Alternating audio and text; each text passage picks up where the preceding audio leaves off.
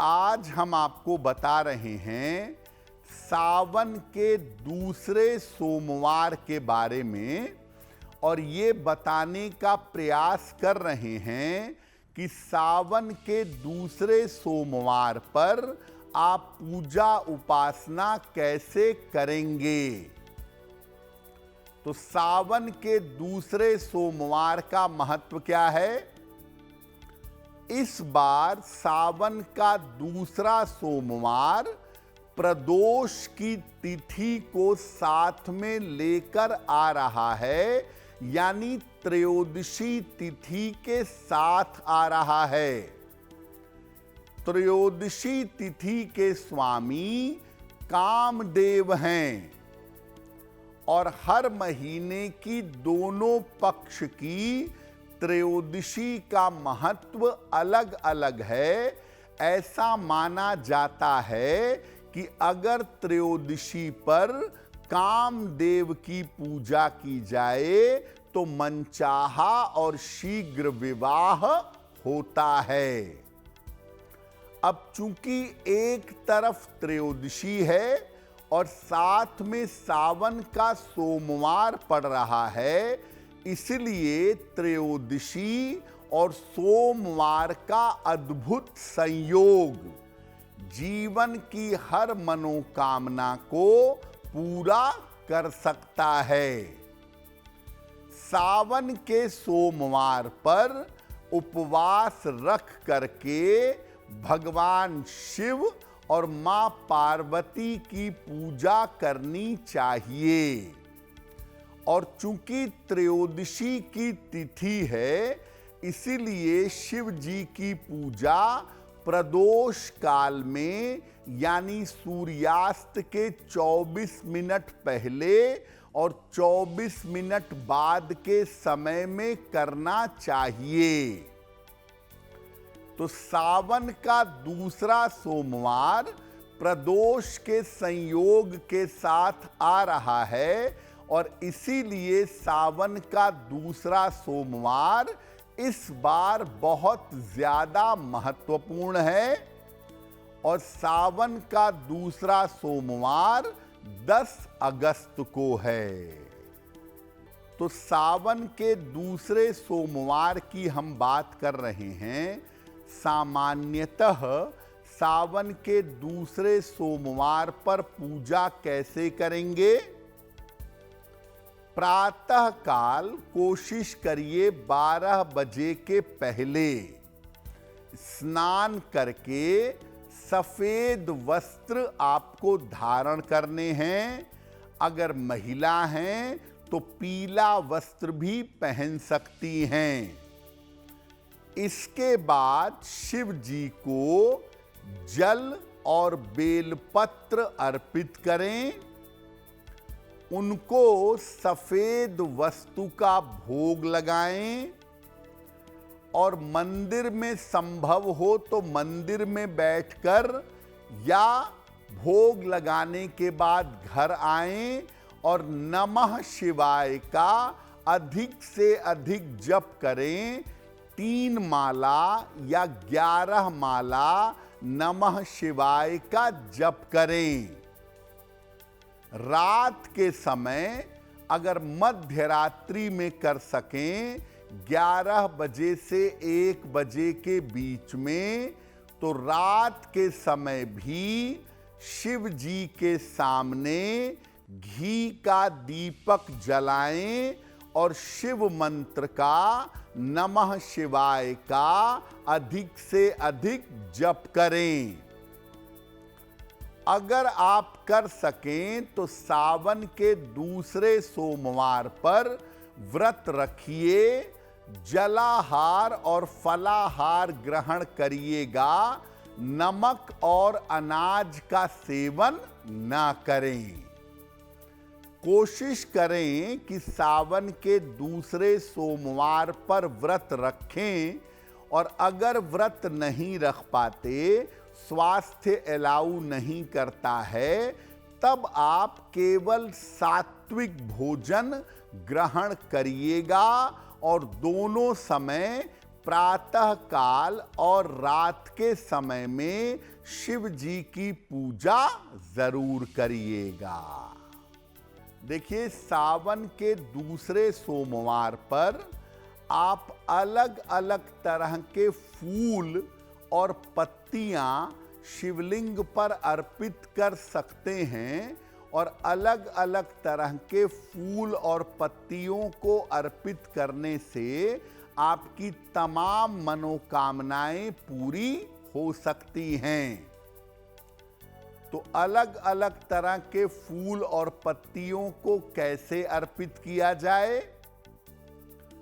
अगर आप शिवलिंग पर धतूरे का फूल अर्पित करें तो मनचाही संतान की, योग्य संतान की प्राप्ति होती है। अगर आप बेलपत्र अर्पित करें शिवलिंग पर, कम से कम 3 या 9 बेलपत्र अर्पित करें तो इच्छा की पूर्ति होती है और आयु वृद्धि होती है, आयु की रक्षा होती है।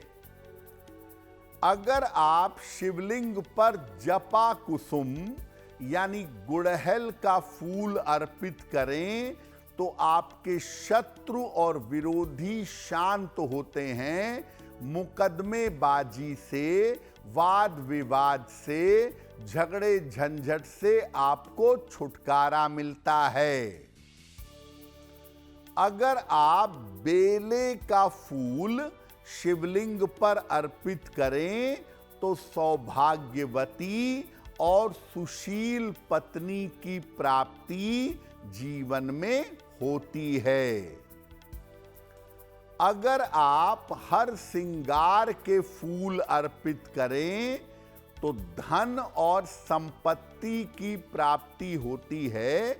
छोटे छोटे हर श्रृंगार के फूल अपने हाथ में लेकर अगर आप शिवलिंग पर चढ़ाएं सावन के सोमवार में तो धन और संपत्ति आपको मिलेगी।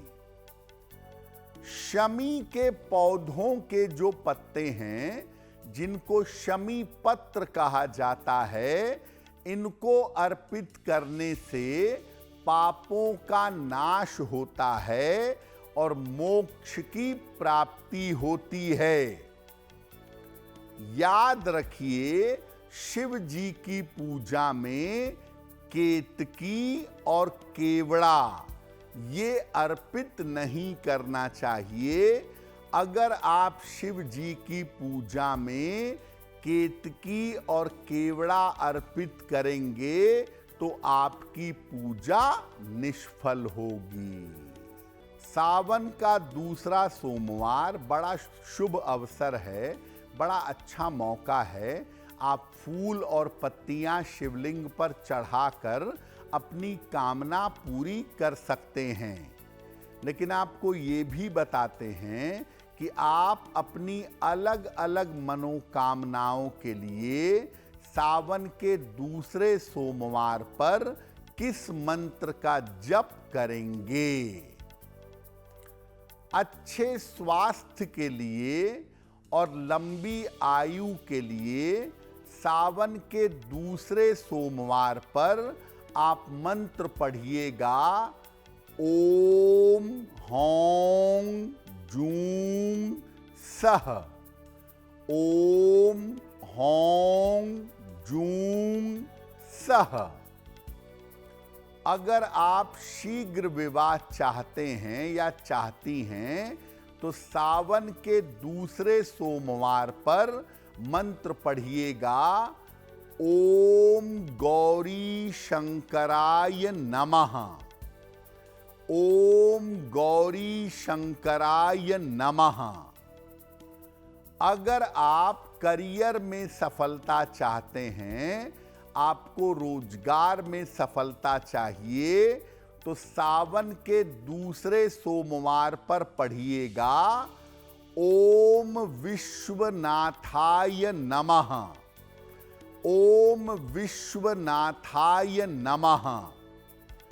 अच्छा वैवाहिक जीवन चाहते हैं, या चाहती हैं कि आपके वैवाहिक जीवन में सुख शांति रहे, तो सावन के दूसरे सोमवार पर मंत्र पढ़िएगा, ओम उमा महेश्वराभ्याम नमः। ओम उमा महेश्वराभ्याम नमः। हर तरह का कल्याण चाहते हैं, स्वास्थ्य का, शिक्षा का, भक्ति का, भगवान की कृपा का वरदान चाहते हैं, तो सावन के दूसरे सोमवार पर अधिक से अधिक मंत्र पढ़िएगा, नमः शिवाय। मैं आपको बता दूं कि सावन के दूसरे सोमवार पर आप सुबह और शाम दोनों समय मंत्र पढ़ सकते हैं, लेकिन सबसे उत्तम होगा सावन के दूसरे सोमवार पर मध्य रात्रि में 11 बजे से 1 बजे के बीच में आप मंत्र का जप करें। कम से कम 11 माला अपने मंत्र का जप करें, रुद्राक्ष की माला से या अपनी अंगुलियों की सहायता से। अगर आप सावन के दूसरे सोमवार की मध्यरात्रि को मंत्र जप करेंगे और प्रार्थना करेंगे तो आपकी प्रार्थना स्वीकार होगी।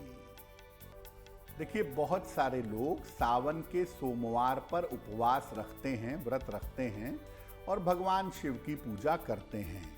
खास तौर से जो अविवाहित कन्याएं हैं, बालिकाएं हैं, वो सावन के सोमवार पर जरूर उपवास रखती हैं ताकि उनका विवाह शीघ्र हो सके और योग्य वर की प्राप्ति उनको हो जाए।